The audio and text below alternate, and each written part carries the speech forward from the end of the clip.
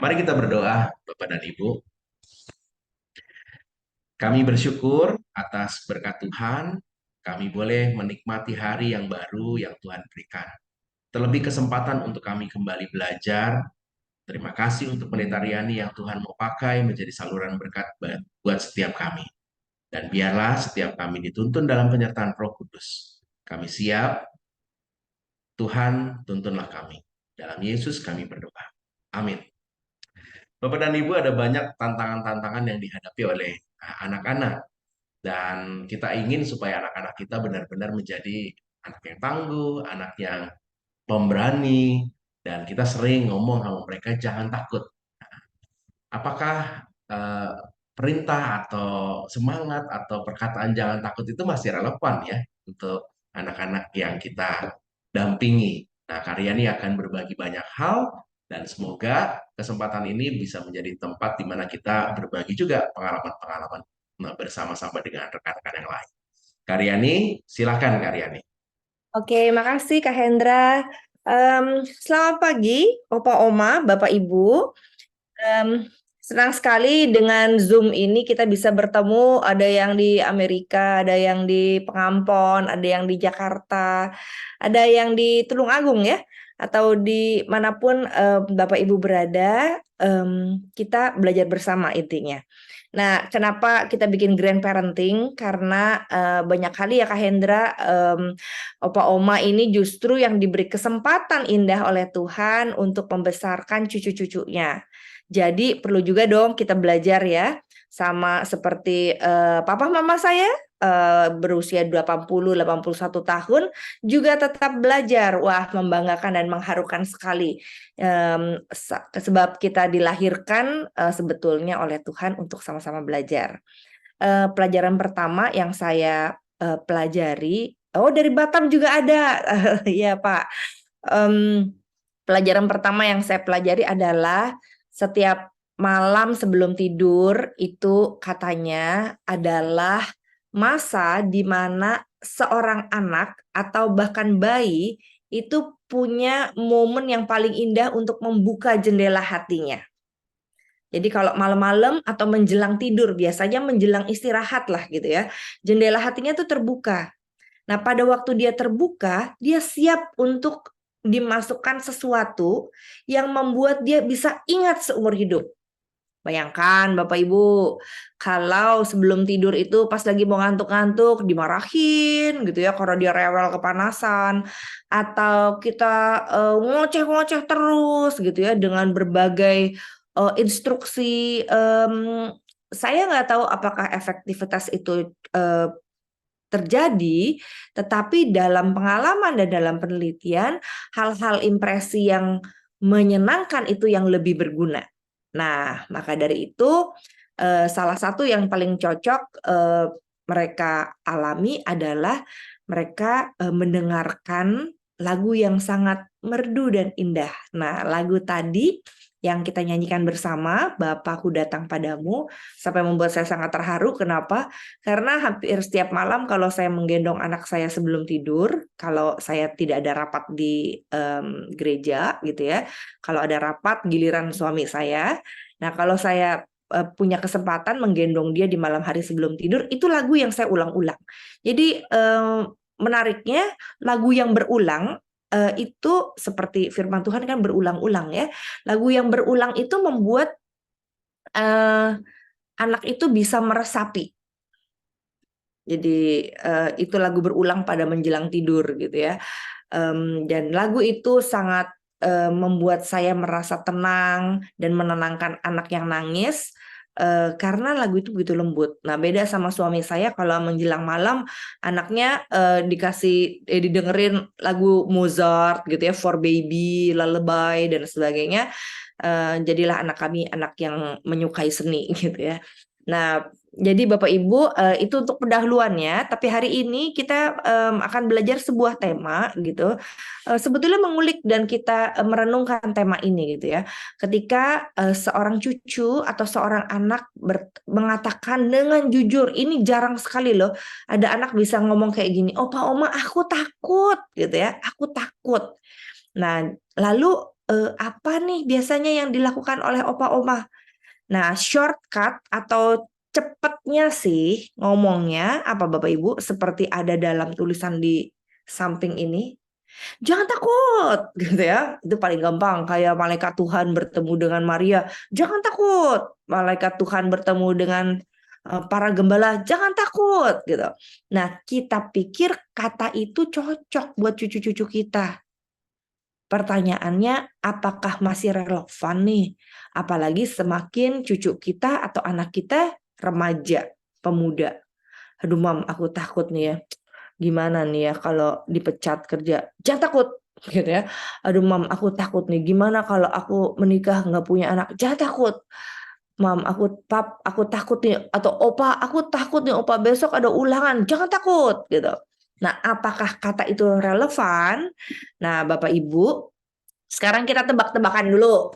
Bicara tentang jangan, pasangannya adalah harus gitu ya. Pertanyaannya, menurut Bapak Ibu harus atau enggak nih berdoa sebelum tidur? Silahkan.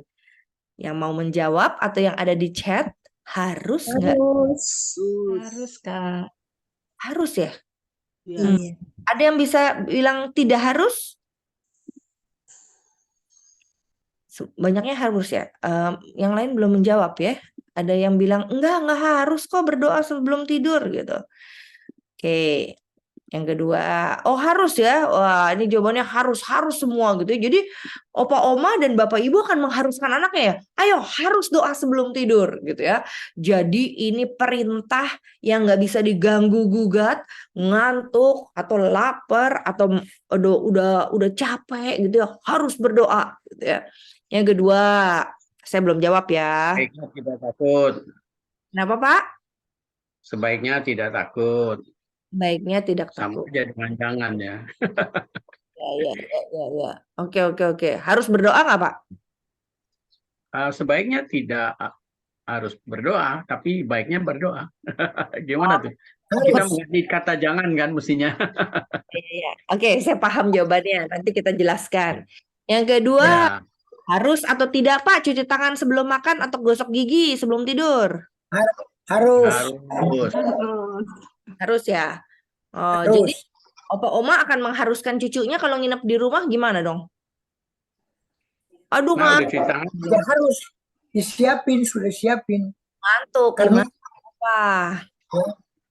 karena sebelum ngantuk, oma opa sudah tahu. Kalau sudah ciri-ciri sudah mengantuk, oma opa sudah kasih tahu sebelum ngantuk, udah harus sikat gigi, berdoa.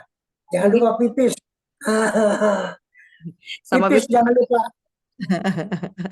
Oke. Aduh, banyak sekali harus ya. Ini baru 3 loh. Aduh, ini kalau cucu yang nginep di rumah berarti 3 ya. Harus doa, harus cuci Ya. tangan sebelum makan, harus Harus. gosok gigi gitu ya.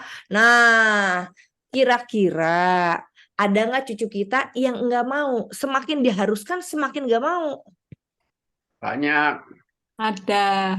Harus diberikan dikasih cerita, dikasih perintah dan cerita bahwa kalau kamu nggak cuci tangan, nanti ada tikus, tangan kamu digigit. Waktu kamu tidur digigit atau ada kecoa, pasti dia takut. Harus cuci tangan dia. Jadi jangan dipaksa, tetapi diberi satu motivasi, satu cerita sama dia. Itu. Nanti kalau cucunya udah mulai kritis ya Opa, dia nonton TV gini. Ya. Opa, itu anak-anak yang di Palestina juga nggak bisa cuci tangan. Mereka berarti banyak tikus dan kecoanya dong. Gimana Opa jawabnya? Karena di sana nggak ada air, udah susah air, sehingga mereka pakai abu, digosok pakai abu, sehingga bau ikannya itu hilang. Pakai pasir, karena di sana kan padang pasir, jadi digosok pakai pasir sehingga hilang baunya. Nah, nggak ada tikus mati semua karena nggak ada makanan di sana.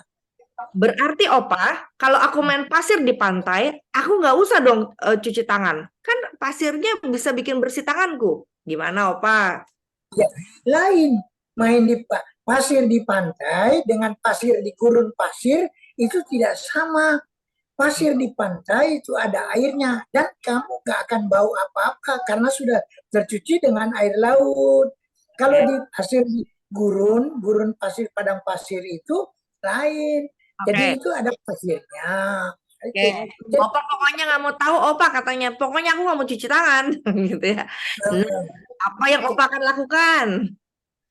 Nggak boleh, karena nanti kamu menyesal. Coba kalau kamu punya tangan sudah digigit tikus, ya, jadi luka, kena air nanti makan lagi berikut, kamu akan perih rasanya. Kemarin aku nggak cuci tangan, nggak digigit tikus kok Opa. Gimana Ya, ya? barangkali ya di rumah kamu mungkin Ya, kebetulan tikusnya. Oke, terima kasih Pak Albert. Ya, terima kasih Pak Albert. Jadi Bapak Ibu, intinya adalah cucu kita dan anak kita akan terus ngomong. Ya, ya, Dibandingkan dengan zaman Bapak Ibu, Opa Oma, ya. waktu Betul. kecil. Kebayang ya, waktu kita masih kecil tuh pokoknya harus cuci tangan. Kalau enggak, langsung cuci tangan dah karena takut sama papa mamahnya. Tapi yang Ya. sekarang cucu-cucu kan nggak mau takut sama opa omanya, nggak mau takut, Ya. nggak mau cuci tangan. Nah, saya lanjutkan presentasi saya ya Pak. Saya lanjutkan Ya. presentasi saya dulu. Oke. Ya. Bapak Ibu, ada dua hal yang seringkali dilakukan di dalam dunia parenting. Yaitu yang pertama, kita mengatakan pada anak atau cucu kita, kamu tuh nggak mampu, kamu nggak ngerti, kamu nggak tahu. Opa sama oma nih yang lebih tahu. Makan asam garam hidup. Opa tahu kalau nggak cuci tangan digigit tikus. Oma tahu kalau nggak cuci tangan ada kecoa. Opa tahu kalau nggak berdoa nggak diberkati gitu ya. Kita sendiri merasa bahwa kita ini mampu ngerti dan tahu. Sementara anak-anak kita atau cucu-cucu kita nggak mampu, nggak tahu, enggak bisa, enggak punya pengalaman. Nah, ini nih, kita berpikir bahwa rasa sayang kita berarti satu-satunya cara adalah menolong atau menasehati anak. Atau yang lebih parah adalah memaksa anak untuk melakukan apa yang kita pikir baik. Padahal anak cucu kita perlu belajar, Bapak Ibu. Kalau anak cucu kita perlu belajar kan macam-macam ya caranya. Nah, cara yang sekarang diberikan kesempatan di dunia pendidikan adalah bukan dengan mengharuskan. Kata harus itu perlu ditaruh di lemari aja dah gitu ya. Ada cara lain yang membuat anak-anak dan cucu kita mau melakukan apa yang kita pikir baik. Tapi kasih kesempatan anak cucu kita untuk belajar dari pengalamannya sendiri. Ini memang tidak mudah. Nah, tapi ini cara jalan keluar untuk membuat anak cucu kita yang tadinya berontak, yang nggak mau denger, yang tutup kuping, yang susah taat, yang mau-maunya sendiri, bisa belajar sesuatu dari opa dan omanya. Itu sebabnya kita sama-sama belajar. Jadi yang pertama kita perlu singkirin nih, berpikir bahwa oh kamu paling nggak bisa, kamu nggak tahu, kamu nggak pengalaman, kamu nggak ngerti. Jadi opa dan oma nih lebih ngerti, lebih tahu, lebih bisa, lebih mahir gitu ya. Nah kalau berpikir seperti itu, nanti cucu-cucu semakin menjauh dari kita, semakin nggak mau denger. Kenapa? Karena mereka belajar sejak kecil, saya tahu. Bahkan anak-anak umur 3 tahun lebih tahu buka gadget daripada opa omanya. Berarti dia ada yang lebih tahu dong dari opa oma. Nah, jadi berpikir bahwa mereka tidak mampu atau tidak bisa, itu menghambat relasi kita dengan anak cucu kita. Karena kita berpikir kita yang paling tahu, mereka yang nggak tahu. Padahal kita bisa belajar sama-sama nih. Nanti saya akan jelaskan lebih lanjut. Yang kedua, banyak opa oma atau orang tua yang berpikir anak-anak dan cucu harus melakukan apa yang opa oma dan orang tua pikir itu baik. Jadi ini anak nih paling nggak denger nih, paling nakal nih, paling nggak taat nih gitu ya. Kita menghakimi anak cucu kita sehingga semakin kita menghakimi, semakin kita ingin mengatur atau mengontrol. Susu diminum, jangan lupa berdoa. Nanti kayak orang Farisi bertemu dengan orang Yahudi. Wah, harus ada 1000 Taurat, ada 1000 aturan, sehingga mereka harus mengikuti semuanya. Kalau enggak dihukum, kalau enggak nanti ada akibatnya. Nah, tapi di zaman ini, kalau kita masih memberikan instruksi kepada anak, nanti mereka akan kita bentuk menjadi robot-robot instruksi. Oh, yang saya mau kalau ambil gelas dari sini ke situ, taruhnya. Habis minum, taruh situ. Anduk dijemur. Akhirnya setiap hari dia hanya mengikuti seperti mesin. Ikutin sesuai aturan atau standar operation prosedur yang ada di dalam rumah ini. Nah, biasanya semakin menjadi robot instruksi, semakin perasaannya itu menjadi tumpul. Gak bisa tuh dia bilang, "Opa, aku takut." Udah gak ada rasa takut. Padahal takut itu perlu loh, Bapak Ibu. Takut dibutuhkan supaya kita tahu ada bahaya. Takut dibutuhkan sebagai cara kita bisa juga bertemu dengan Tuhan. Bayangin kalau orang gak pernah takut, dia gak akan bilang, "Tuhan, aku takut, tolong aku." Gak akan. Aku gak takut, dan muncullah anak-anak sekarang yang tidak takut. Tidak takut sama orang tua, tidak takut dihukum, tidak takut dipukul. Kenapa? Kalau berani pukul saya, nanti saya lapor polisi. Kalau berani marahin saya, nanti saya lapor ke yang berwajib. Tidak takut. Dunia ini akan menghasilkan anak-anak robot instruksi yang tidak takut, tidak sedih, tidak punya rasa senang, tapi yang ada adalah semua mengikuti aturan yang ada. Karena apa? Karena orang tua atau opa oma berpikir, ya sudah, lakukan aja, nggak usah mikir, lakukan itu udah baik gitu ya. Sehingga dia nggak mikir, kenapa ya saya mesti cuci tangan ya. Nah, jadi terima kasih untuk clue-nya Pak Albert, itu perlu diskusi, nanti kita akan diskusikan lebih lanjut. Jadi ketika akibatnya nih ya, ketika dia jadi robot instruksi, saat harus mengambil keputusan, mau nggak mau kan, semakin tambah usia dia harus mengambil keputusan sendiri. Semakin dia tidak sadar bagaimana cara mengambil keputusan dan nggak sadar akibat dari keputusan itu.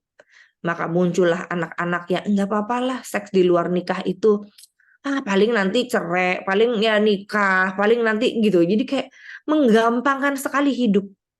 Kenapa? Karena nanti kalau saya ngalamin sesuatu yang sulit, nanti kan ada papa mama yang tolong, gitu kan. Atau kalau saya mengalami sesuatu yang tidak menyenangkan, ya gampang lah, nanti juga gitu. Atau yang ekstrim lainnya, ketika mereka mengalami sesuatu yang sulit, udah tuh mudah sekali di sosial media, mau mati rasanya. Saya sering kali mendapati itu sosial media, anak-anak pemuda dan remaja, yang muncullah anak-anak yang di sosial media, anak-anak remaja dan pemuda yang sangat mudah sekali putus asa sehingga akhirnya ingin mati saja. Dan sangat laku psikolog dan psikiatri di zaman ini. Karena apa? Karena mereka nggak tahu cara lain. Saya harus melakukan ini atau saya mati. Kalau saya nggak mau. Nah, ini banyak terjadi di dunia konseling, anak-anak yang terpaksa melakukan sesuatu karena dia robot instruksi.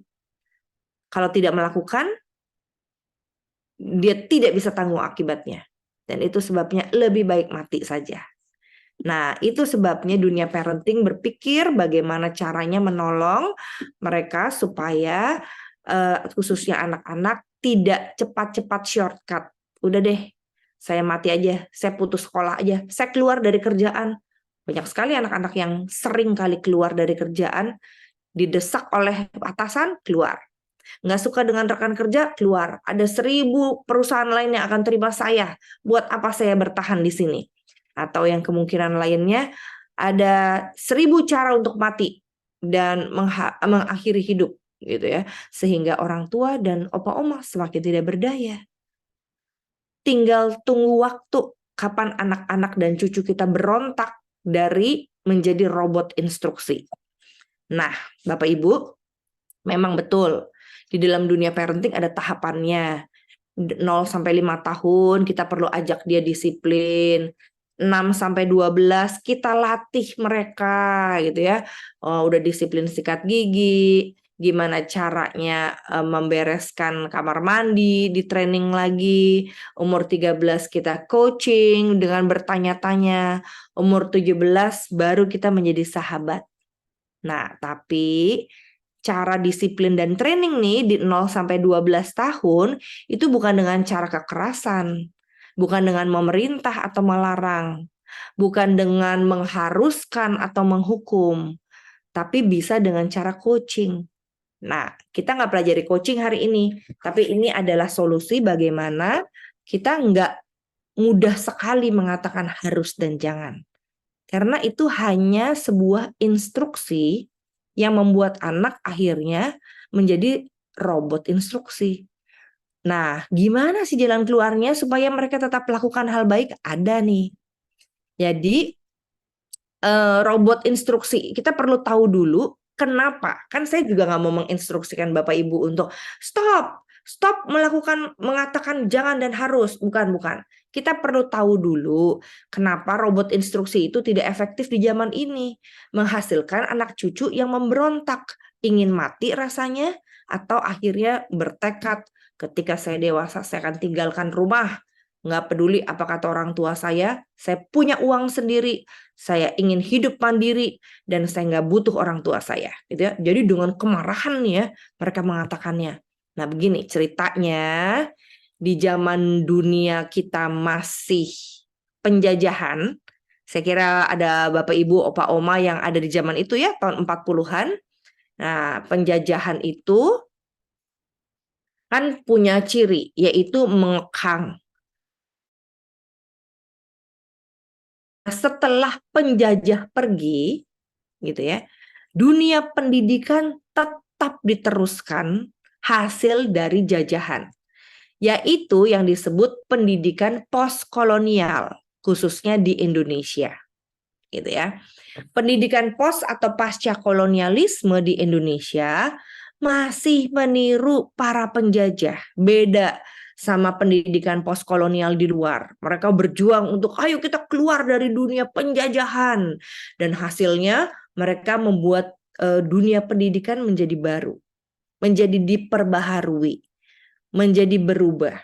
Nah, di Indonesia pendidikan postkolonialnya masih mengikuti penjajahan. Seperti apa sih dunia penjajahan itu? Pendidikan penjajahan punya prinsip, yaitu ini, orang tua, opa oma, para guru itu punya powerful. Saya pernah mendengar satu opa oma gitu ya, yang bilang sama menantunya.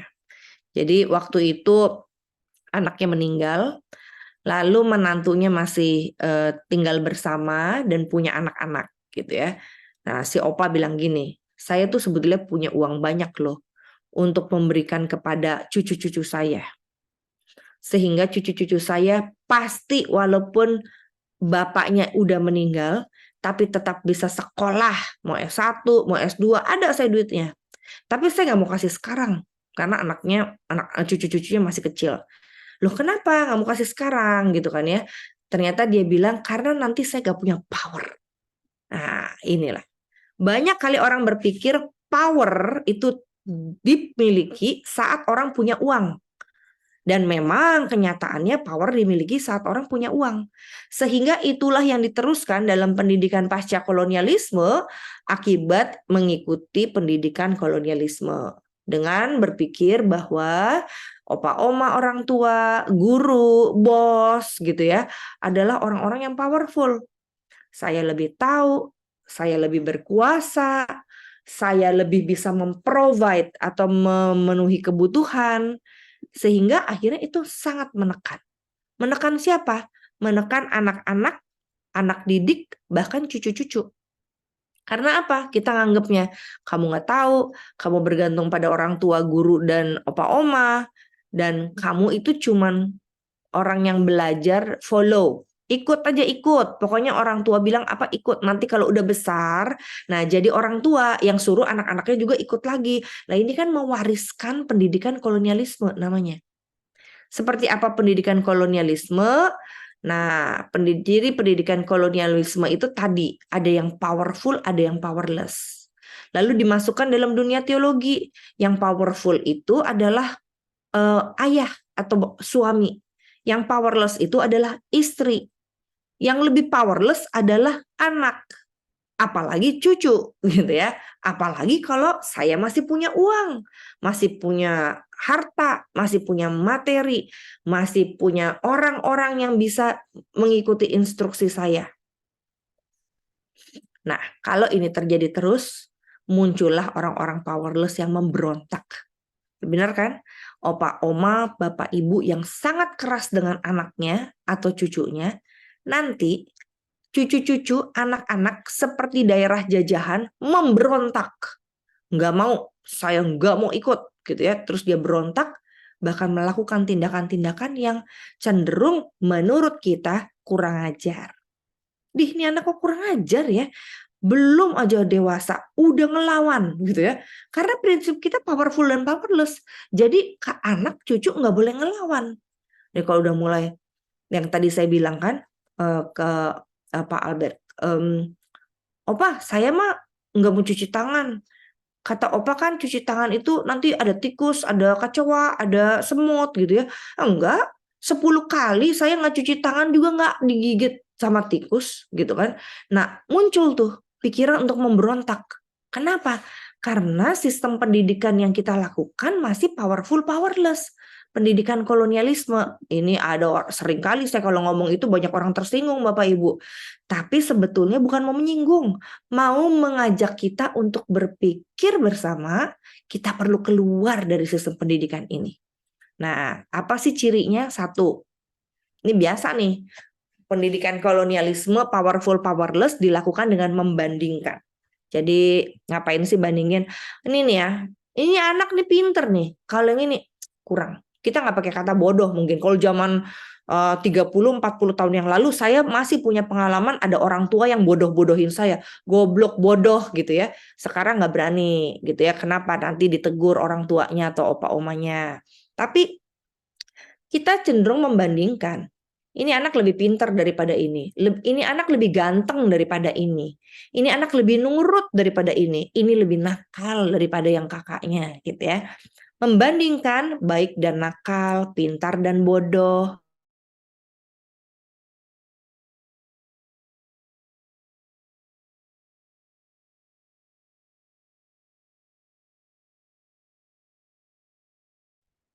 Opa oma, bapak ibu yang mempermalukan dan merendahkan anak cucunya. Misalnya, oma perhatiin ya, kamu makan terus, nanti tambah gemuk loh. Atau menurut opa kayaknya kamu lebih besar daripada kakakmu. Nah, udah membandingkan, mempermalukan. Namanya body shaming. Ini terjadi tuh. Anak saya kalau di gereja bapak ibu udah nggak mau tuh. Saya nggak mau ketemu katanya sama bapak ibu khususnya atau opa oma. Kenapa? Selalu dibilang setiap kali ketemu nggak ada kata-kata lain kecuali body shaming, mempermalukan tubuh. Sekarang banyak jerawat ya dek, gitu. Atau mamahnya kok sama anaknya gedean anaknya, gitu kan ya? Atau gemukannya sekarang kamu tambah besar ya. Wah, rupanya makmur banyak makan gitu ya. Aduh, Bapak Ibu, itu yang bikin orang mau bunuh diri loh. Alasan ketiga kenapa orang Asia pengen bunuh diri, alasan ketiganya adalah body shaming. Body shaming. Dipermalukan. Itu kena mental, makanya mau bunuh diri gitu. Jadi mulai hari ini mudah-mudahan Bapak Ibu menjadi lebih baik gitu kan ya, dengan tidak membandingkan, menghindari untuk mempermalukan, sehingga kita membuat anak-anak dan cucu kita lebih sehat secara emosi dan mental, dan kita keluar dari pendidikan kolonialisme. Yang ketiga, ada juga nih guru, orang tua, papa mama opa oma yang menilai, menghakimi atau melabeling. Ini kan ciri penjajah ya, menghakimi, nggak taat, masuk penjara, nggak pakai seragam, keluar, gitu ya, menghakimi, menilai. Kita bilang itu mendisiplin kok. No. Mendisiplin tidak satu-satunya cara dengan cara seperti itu. Ada cara lain kok. Ada cara lain mendisiplin, bukan dengan membandingkan, mempermalukan, menilai, melabeling, menghakimi, dengan membuat mereka merasa malu di depan orang lain. Nah, ciri lain, menghukum, time out, rotan, memberi banyak aturan atau larangan. Semakin menjajah, semakin memberikan aturan dan larangan.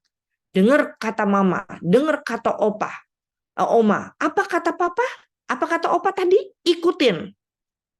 Bahkan kita bilang, ikutin opa ngomong apa. Lah, semuanya mesti diikutin. Ya. Nah, Bapak Ibu, kenapa ini perlu direvolusi lah ya? Saya sebutnya revolusi grandparenting. Karena roda pendidikan berputar mengikuti arus dan kita nggak bisa membendung. Nah, model pendidikan seperti ini, seorang ahli bilang, namanya Paulo Freire, mengatakan the banking concept of education. Jadi konsep menabung kita pikir nih ya, dengan kita ngomong banyak-banyak pas jendela hatinya belum kebuka aja kita udah nabung, apalagi jendela hatinya kebuka. Nah, inilah masalahnya. Kalau kita terus menabung dengan model pendidikan, menggunakan model pendidikan menabung seperti ini, anak-anak nggak akan buka jendela hatinya. Mau tidur pun mereka nggak akan buka. Seperti apa model pendidikan konsep menabung?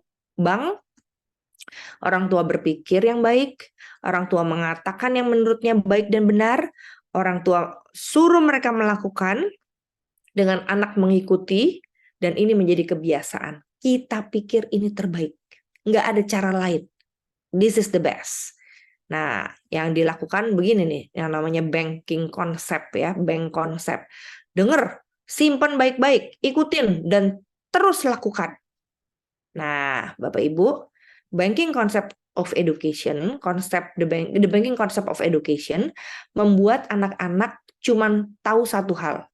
Nasihat orang dewasa dengerin, percaya aja dan taat, lalu seragamkan. Kalau papa begini, kamu begitu. Kalau oma begini, kamu ikutin begitu.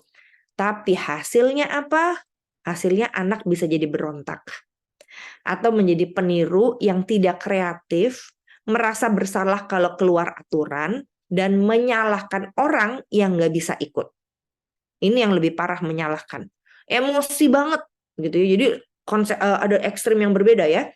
Satu ekstrim dia berontak, dia nggak mau ikutin aturan, atau ekstrim lain, dia marah, dia menyalahkan orang-orang yang nggak sesuai aturan di rumahnya. Aku nggak suka mami sekolah di sekolah ini. Kenapa? Mereka asal rebut aja, gitu. Marah. Bukannya boleh merebut mainan atau alat tulis, bukannya boleh ya. Tetapi dia sangat marah ketika orang merebut mainan atau alat tulisnya. Nggak punya cara lain. Marah atau berontak. Nah, ini kan masuk ke emosi ya. Kenapa? Karena semua pengalaman impresi mengakibatkan emosi bergejolak.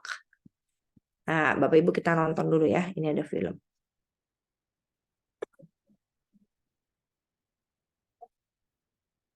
Apakah suaranya terdengar? Belum, Kak. Ya, kita ulangi lagi supaya suaranya terdengar. Jadi ini cerita pakai bahasa Inggris tentang seorang anak yang masuk ke dalam sekolah, tetapi diharuskan menggambar bunga itu merah dan daun itu hijau. Sampai dimarahin sama gurunya. Oke. The little boy went first day of school. He got his crayons and he started to draw. He put colors all over the paper. All colors was what he saw. And the teacher said, "What you doing, young man?" "I'm painting flowers," he said. She said, "It's not the time for art, young man. And anyway, flowers are green and red. There's a time for everything, young man. A way it should be done. You got to show concern for everyone else, for you're not the only one. And she said, flowers for that young man, green leaves for green. There's no need to see flowers any other way, the way they always have been seen. But the little boy said, there are so many colors in the rainbow, so many colors in the morning sun, so many colors in the flower, and I see everyone.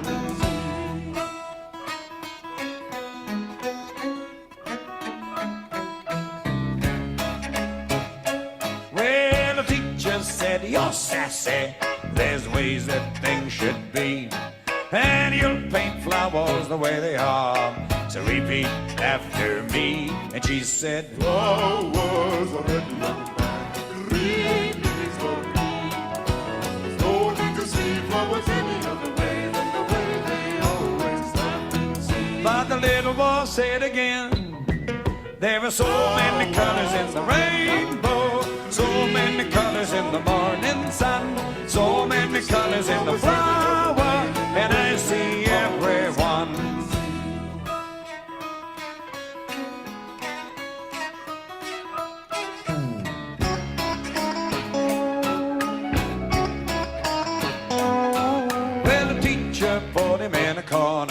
Nah, jadi tadi dia berargumen sama sama gurunya. Loh, di taman itu kan banyak bunga, Bu. Kenapa jadi harus merah dan daunnya hijau? Nah, karena dia melawan, maka si gurunya ini menghukum dia ke pojokan. Jadi dia harus mengingat bahwa bunga itu merah dan daun itu hijau. Akhirnya dia dihukum ya. Nah, udah setelah dia dihukum, akhirnya dia mulai berpikir, oh ya udah, aku harus pikir bahwa bunga merah dan daun itu hijau. Nah, masalahnya ketika dia dihukum harus ngomong gitu ya, dia harus melupakan bahwa bunga itu macam-macam, semua harus merah. Nah, ini kan gambarnya kan ya. Of course time went by like it always does. They moved to another town. Oke, akhirnya dia pindah ke daerah yang Of course time went by like it always does. They moved to another town. And the little boy went to another school.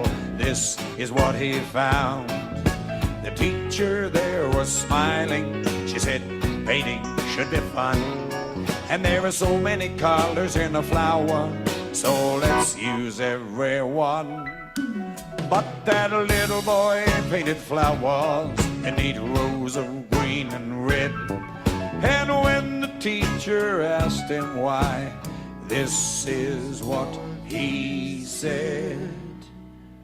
And he said, flowers are red and green leaves are green. There's no need to see flowers any other way than the way they always have been seen.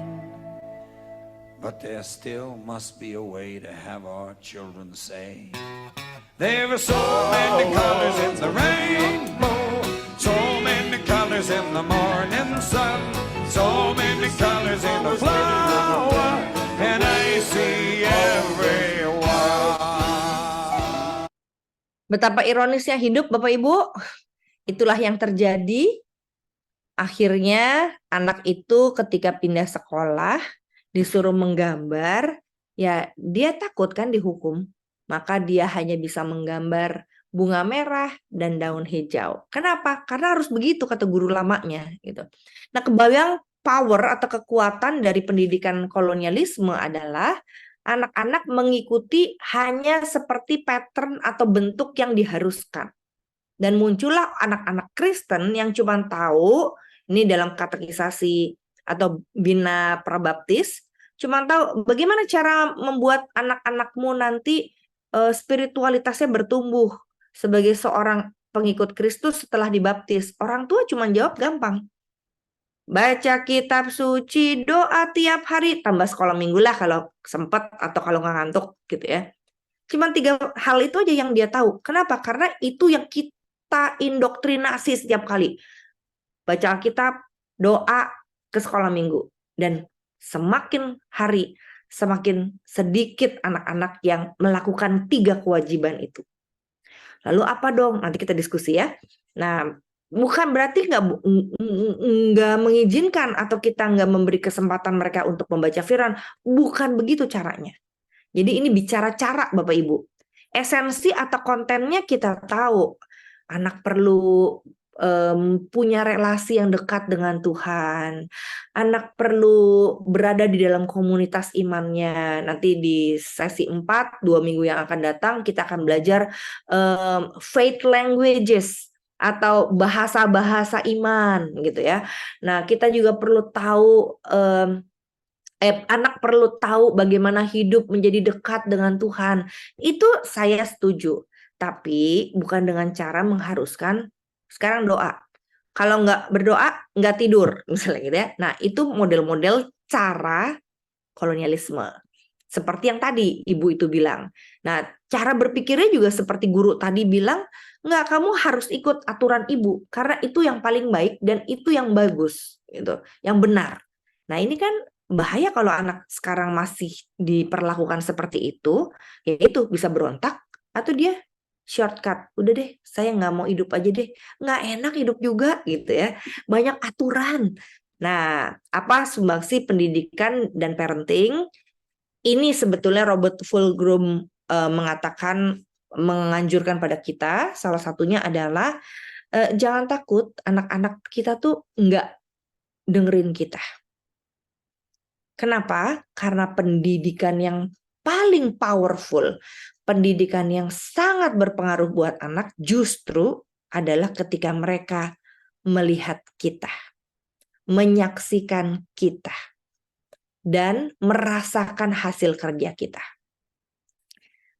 Sederhana sekali ya Bapak Ibu. Opa oma saya, jadi saya ingat opa oma saya udah meninggal. Opa oma saya tuh suka kumpulin anak cucu mantunya itu ke rumahnya kalau hari Natal itu bagi-bagi kado. Bagi-bagi kado ya. Sederhana kan? Tapi bikin seneng. Saya nggak tahu apakah mereka mengharuskan. Tapi yang pasti itu menyenangkan. Nah, pengalaman menyenangkan tuh penuh impresi, diingat, dan termasuk pengalaman yang tidak menyenangkan. Itu cuma 2 itu yang diingat. Nah, yang diingat oleh saya adalah kalau Natal bagi-bagi kado, maka saya senang sekali itu bagi-bagi kado sebelum Krismon atau sebelum pandemi gitu ya. Jadi bagi aja supaya orang happy gitu ya di masa Natal. Nah, gereja ternyata meneruskan tradisi itu ya dengan bagi-bagi kado ke karyawan, bagi-bagi kado ke siapapun yang dia senang gitu ya.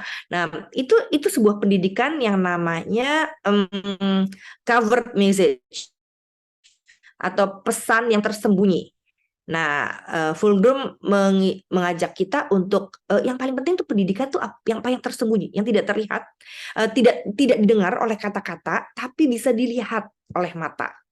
Nah, itu salah satunya bagi-bagi kado. Salah 2-nya adalah jadi oma saya tuh paling suka asinan, Bapak Ibu. Jadi kalau dia masak setiap kali ada party di dalam rumahnya, dia bikin asinan sendiri gitu ya. Saya cuma lagi mikir-mikir kenapa saya umur segini tuh suka banget asinan ya.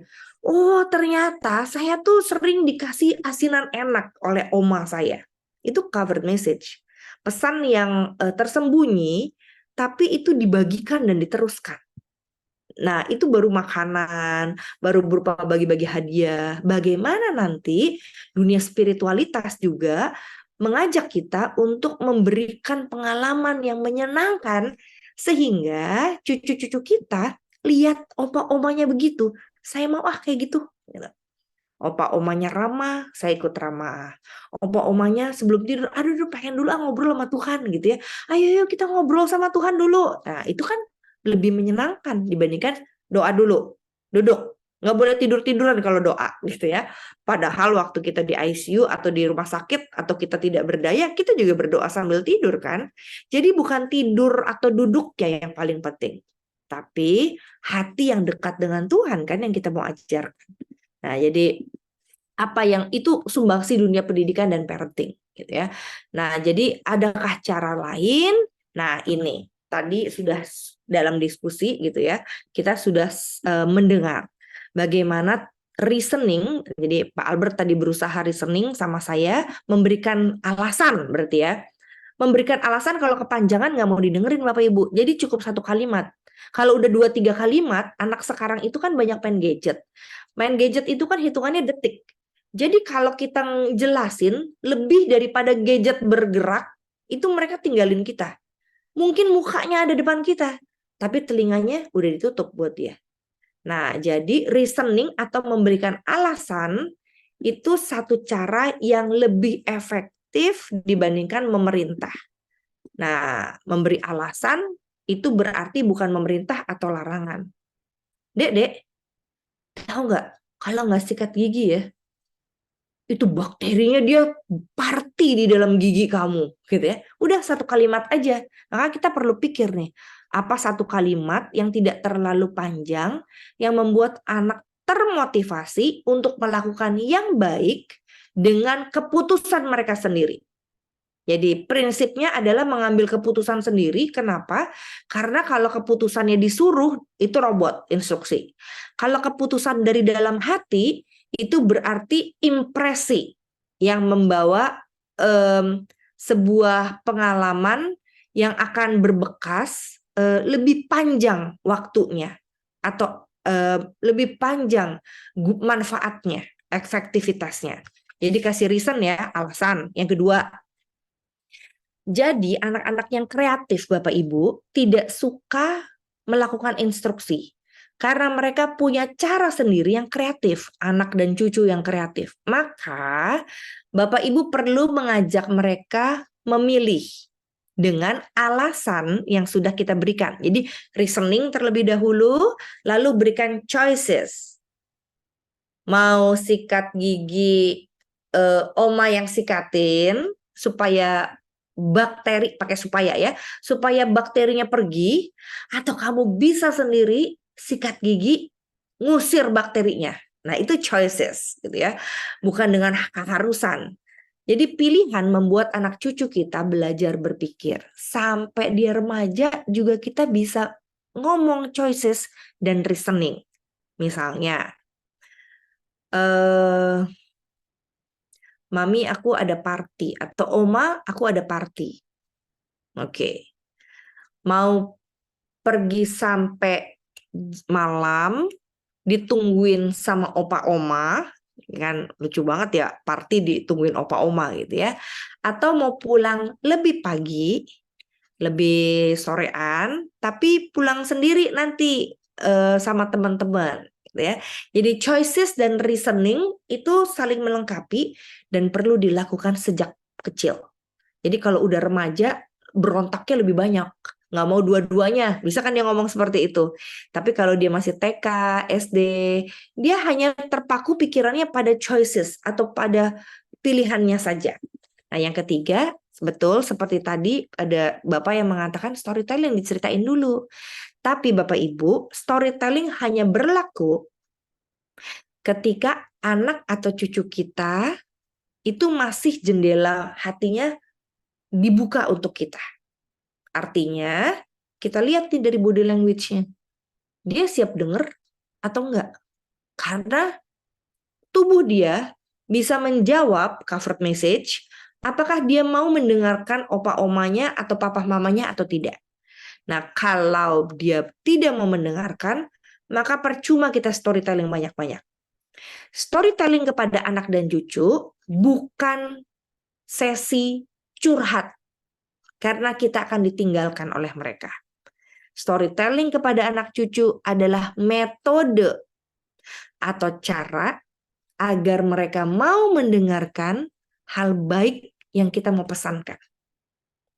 Jadi storytellingnya juga nggak boleh banyak-banyak Bapak Ibu. Kalau dulu kan kita dengerin radio tuh storytelling setengah jam gitu ya, sama iklan, kita duduk tuh baik-baik gitu ya, dengerin tuh film tuh cerita gitu ya, aduh jagoannya mati nih sebentar lagi nih gitu, kita dengerin tuh. Tapi kalau anak sekarang konsentrasinya tidak terlalu panjang untuk mendengar storytelling, kalau itu tidak semenarik tayangan internet yang mereka lihat atau saksikan. Jadi kita perlu semenarik mungkin, entah melalui alat peraga atau intonasi suara, supaya mereka mau dengarkan storytelling kita. Dan storytelling bukan sesi curhat sekali lagi. Storytelling adalah cara kita menyatakan pesan kita. Jadi misalnya gini, Dek, tahu nggak Dek? Oma ini, ya kita storytelling nih ya, punya pesan. Bapak Ibu nanti tangkap pesannya apa? Dek, Oma Dek, kalau malam itu suka takut kalau mimpi buruk. Kenapa? Karena di mimpi buruk itu nggak bisa keluar dari mimpi buruk itu. Waduh, tiba-tiba ada orang jahat atau setan di depan gitu. Gimana cara keluarnya? Nah itu kan membuat mereka kayak, oh ya Oma gimana caranya ya kalau mimpi buruk kayak gitu. Nah biasanya tuh Oma kedinginan. Makanya Oma mimpi buruk terus teriak-teriak gitu ya. Nah tapi ya satu nih yang Oma ingat. Kalau mimpi buruk, Oma langsung panggil dalam nama Tuhan Yesus gitu ya. Wah biasanya melek tuh. Mimpi buruknya hilang. Nah, tapi sebelum itu terjadi, maka Oma tuh doa dulu, Tuhan, tolong supaya malam ini tidur nyenyak, nggak bangun-bangun, nggak mimpi buruk, gitu ya. Ya udah, besok paginya itu pasti bangunnya lebih seger, nggak ada mimpi buruk, enak tidurnya. Nah, kamu mau pilih yang mana? Mau minta Tuhan jagain supaya mimpinya indah, gitu. Tuhan beri mimpi indah, jangan mimpi buruk, gitu ya. Atau ya udah tidur-tidur aja dah. Ya terserah kalau anaknya bilang, cucunya bilang, nggak apa-apa Oma, aku pengen tahu tuh mimpi yang ada setan-setannya gimana, bisa gitu ya. Ya nggak apa-apa, dijalanin. Nanti sekali, 2 kali, pasti kan nggak enak kan? Nah kita doakan bersama, yuk kita doa yuk gitu ya. Supaya nggak mimpi buruk lagi gitu. Seperti yang kamu alami 2 hari yang lalu. Sampai bangun tidur nangis-nangis, sekolah nggak seger gitu. Nah itu yang kita lakukan. Reasoning, apa tadi? Reasoning, ada 3. Reasoning, choices, dan storytelling.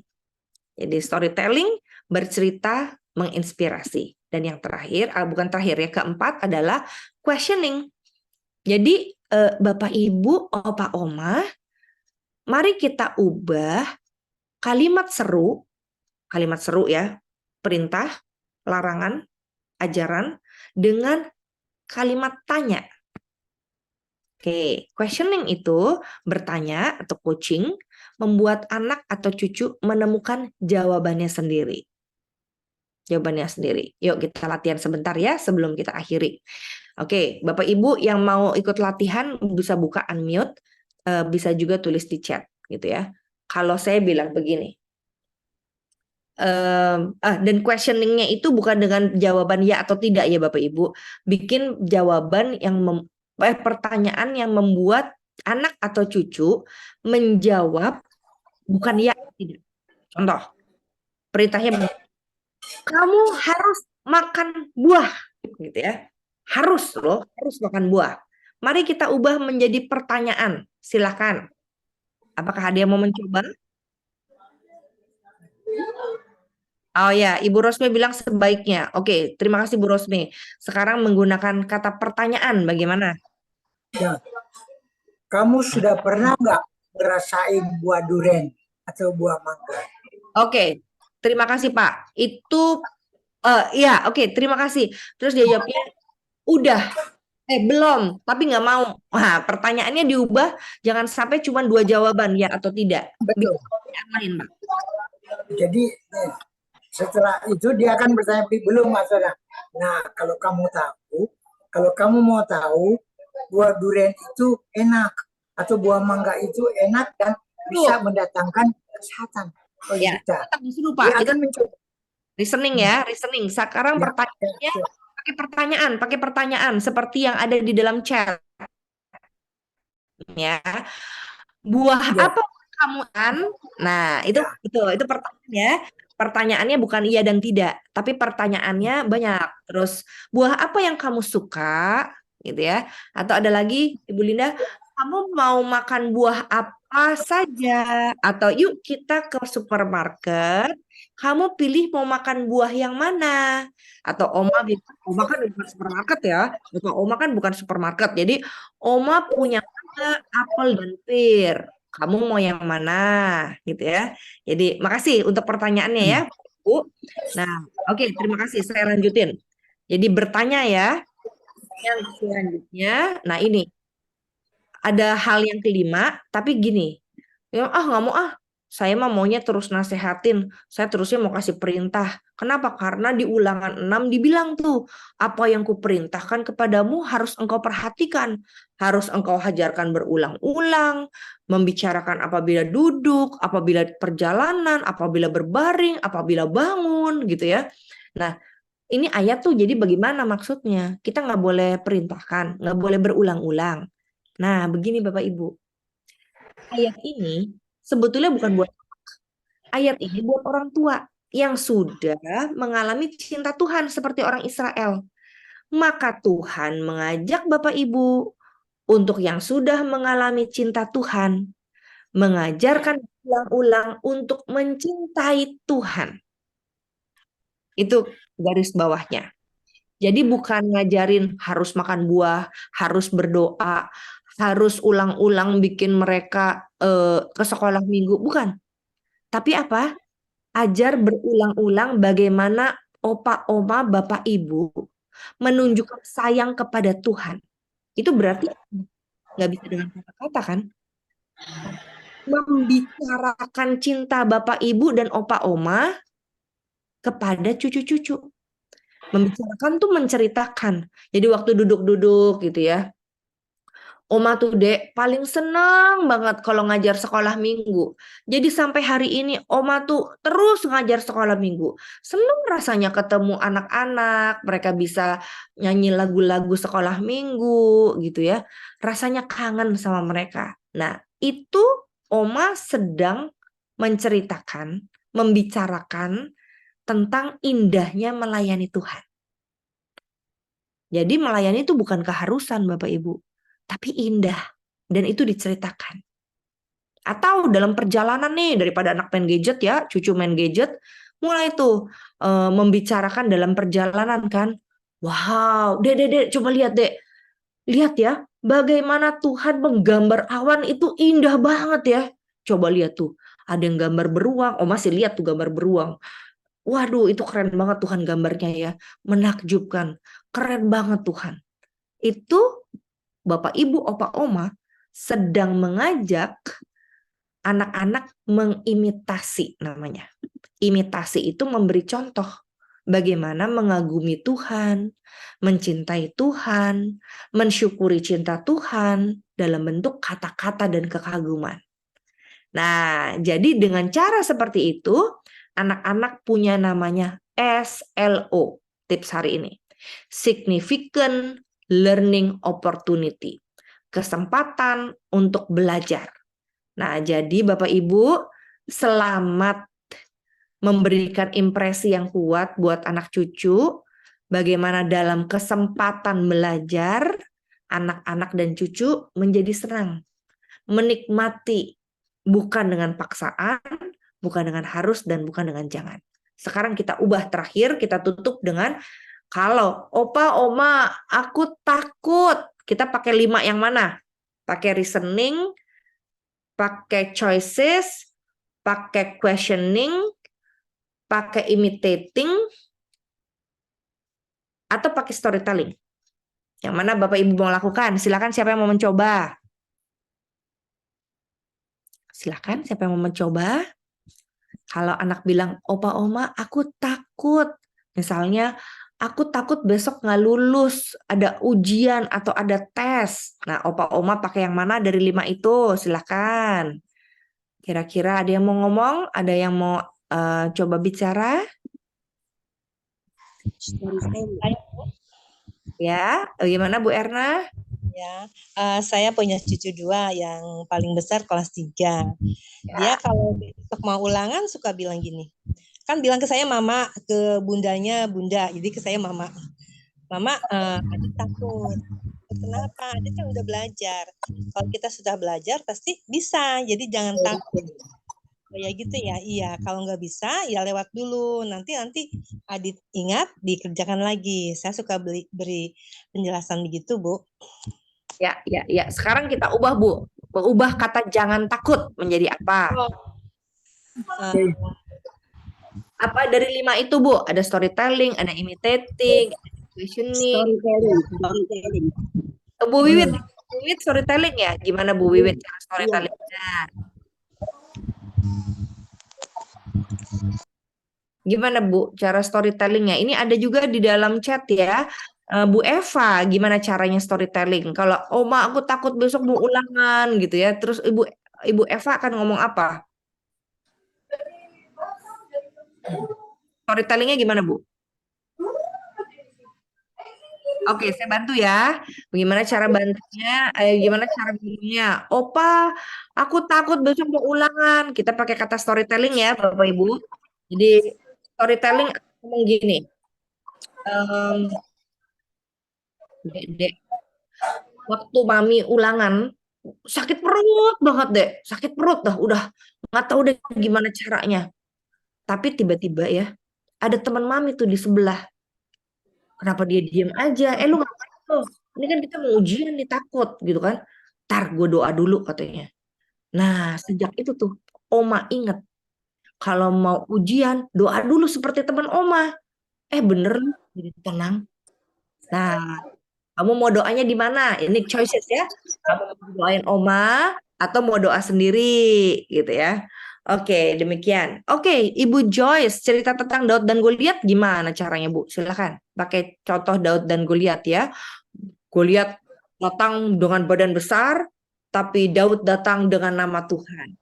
Nah, kamu mau pilih yang mana nih? Dengan kekuatan kamu atau dengan pimpinan Tuhan? Terima kasih, Bu Joyce. Nah, demikian Bapak Ibu, itu dari saya. Semoga Bapak Ibu menjadi opa oma dan orang tua yang semakin bijak.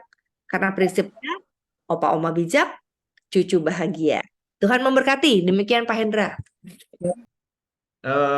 Bapak dan Ibu, kalau ada yang mau ditanyakan, silakan.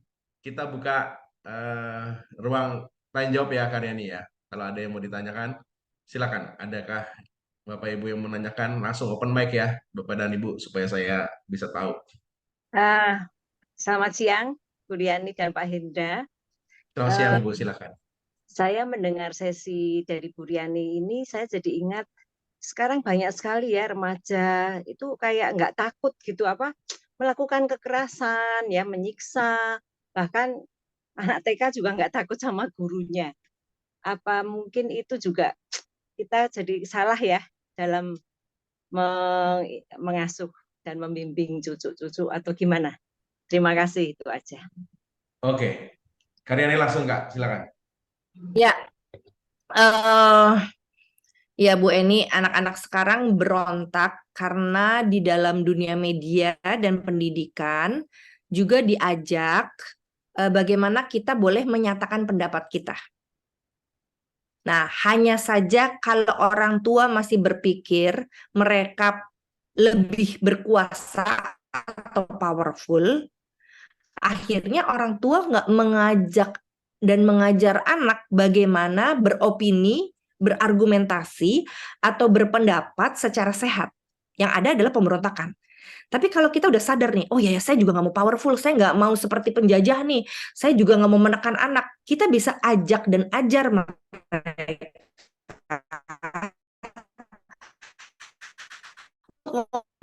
seperti saya boleh bermamami, tapi kita ngomong nggak pakai marah, kita ngomong baik-baik, menyatakan pendapat perbedaan kita. Gitu. Nah, itu akhirnya membuat anak menjadi lebih kritis, Bu, justru.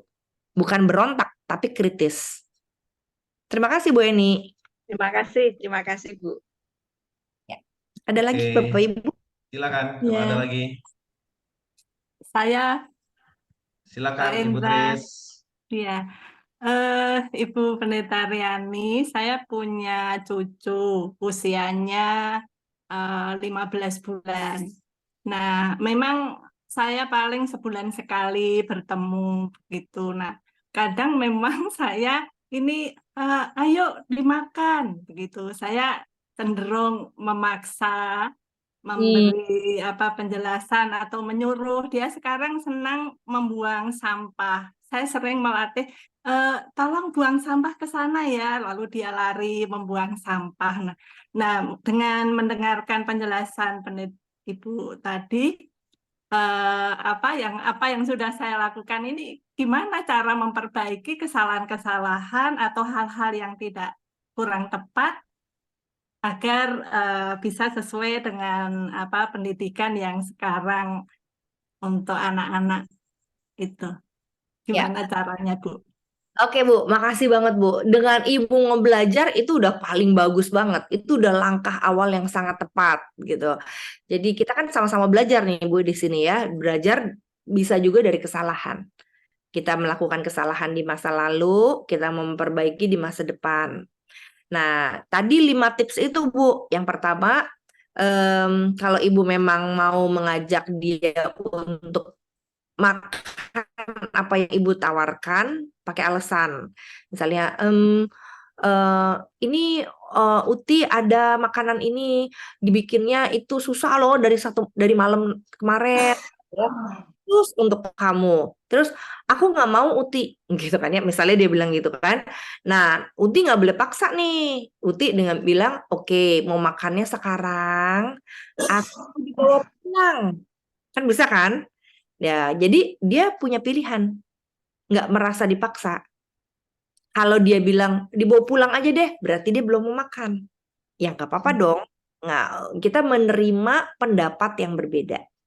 Terus yang lain lagi, ada tadi kan reasoning, ada choices, ada storytelling. Kamu tahu nggak? Uti nih ya, dulu paling suka makanan ini. Kenapa? Karena kalau abis makan ini, makannya rame-rame, terus kita tuh bisa kayak, misalnya ada kue enak gitu, yang kue lapis. Makannya tuh satu lembar. Jadi dia tahu kenapa alasan, oh ya satu lembar, itu diceritain.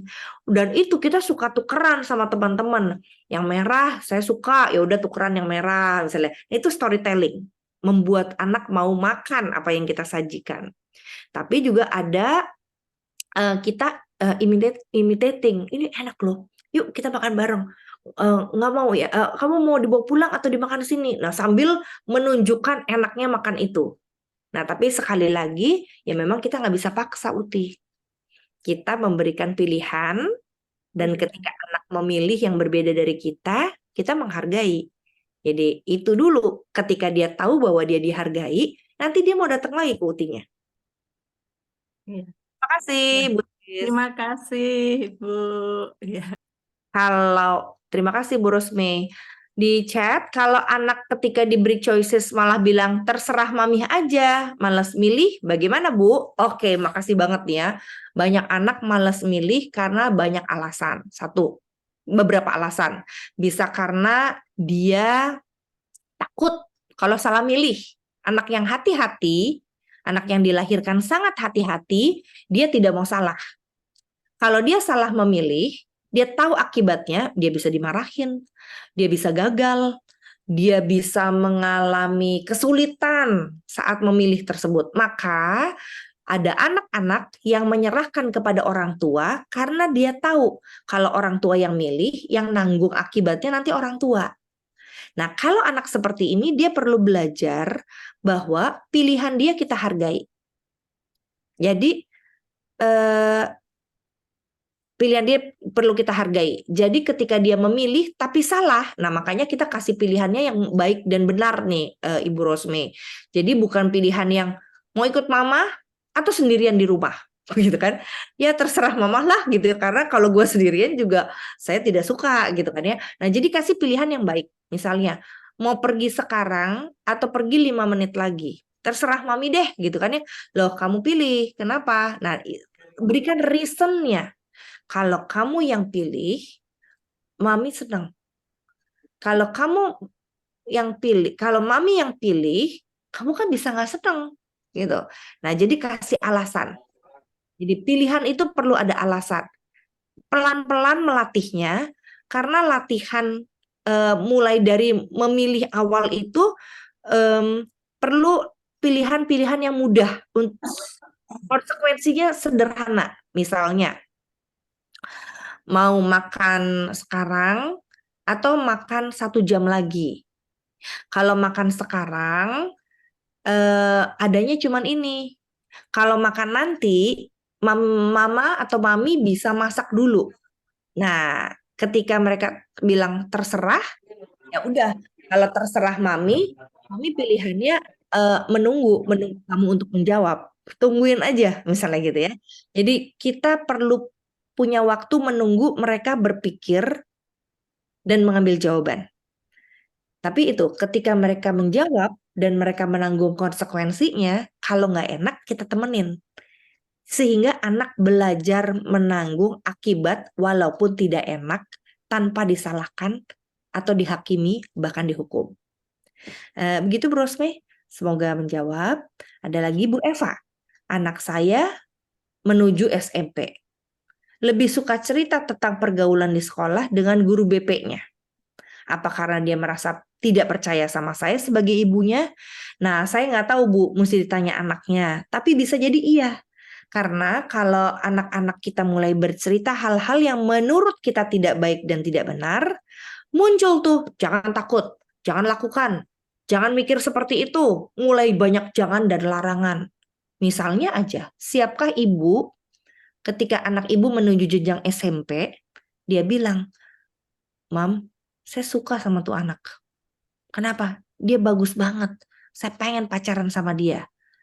Adakah respon ibu yang tidak menggunakan kata jangan atau harus? Tapi coba terima dulu deh. Dia maunya apa, dia sukanya siapa.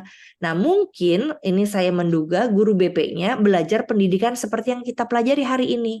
Sehingga itu membuat anak-anak yang datang ke dia curhat itu merasa nyaman. Tanpa penghakiman, tanpa instruksi, tanpa nasihat panjang, tapi didengarkan sebagai teman. Karena, nah ini Bu, saya pingin anak saya bisa curhat dengan saya, caranya gimana? Caranya Bu, setiap kali dia ngomong, ibu tidak berkomentar dengan nasihat, membandingkan, seperti yang tadi saya katakan, menghakimi, melarang, memerintah. Nah ini kita hindari. Sehingga anak nyaman cerita apa aja. Bahkan cerita yang tidak menyenangkan. Mami tadi saya dihukum guru, oh ya kenapa? Gitu kan, pakai questioning atau pertanyaan. Iya, soalnya aku tuh nggak bikin PR. Oh ya, kenapa kamu nggak bikin PR? Gitu. Jadi questioning, bukan dengan perintah. Makanya kamu sih nggak dengerin mami. Nah udah deh, dia mundur tuh. Jadi ada cara ya, Bu. Dan sekarang cara kita belajar, kalau Bapak Ibu mengikuti tadi apa yang sudah saya ceritakan atau paparkan, semoga anak-anak bisa lebih curhat dengan Bapak Ibu. Terima kasih Bu Eva. Pertanyaan selanjutnya, apakah faktor keteladanan juga ikut berperan? Itu yang saya tadi sebut dengan imitating, Pak. Mencontoh, mengimitasi. Kalau bapaknya tidak pernah ke gereja, ya anaknya nggak mau ke gereja. Kalau ibunya tidak pernah pelayanan, anaknya juga malas pelayanan bisa. Karena 80-90% anak remaja yang saya survei dalam kepengurusan, mereka bilang bahwa mereka pelayanan ikutin papa mamahnya. Jadi imitating atau keteladanan sangat penting, Pendeta Jo. Terima kasih untuk mengingatkan ya. Karena bagaimana anak bisa menghilangkan ketakutan jika orang tua aja penuh ketakutan dan kekhawatiran. Benar banget. Jadi kalau Bapak Ibu masih takut dan belum bergantung sama Tuhan, maka seperti Pendeta Jo bilang, anak-anak akan takut. Karena apa yang ditakutin orang tua bisa jadi ditakutin oleh anak. Terima kasih Pak Jo. Demikian Bapak Ibu, Pendeta Hendra dari saya. Apakah sudah ada cukup ya? terakhir? Terima kasih Karyani, Ya. Bapak dan Ibu. Terima kasih sudah bersama-sama pada seri saat ini. Kita belajar banyak pasti untuk materi saat ini. Saya ada satu pertanyaan terakhir, Kak. Ibu Pratiwi udah dibahas Kak tadi? Ya, gimana? Ya, cucu saya 3 tahun 5 bulan. Saat mau makan, tidur, atau berangkat ke sekolah, minggu dia selalu mengajak berdoa. Ya. Karena saya selalu mengajarkan berdoa dan mengatakan Tuhan Yesus baik. Sampai suatu hari dia suruh membuang sampah bungkus makanan di dapur, dia bilang takut.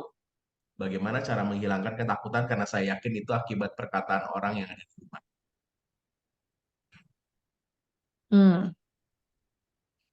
Ya, terima kasih Bu Pratiwi. Oke.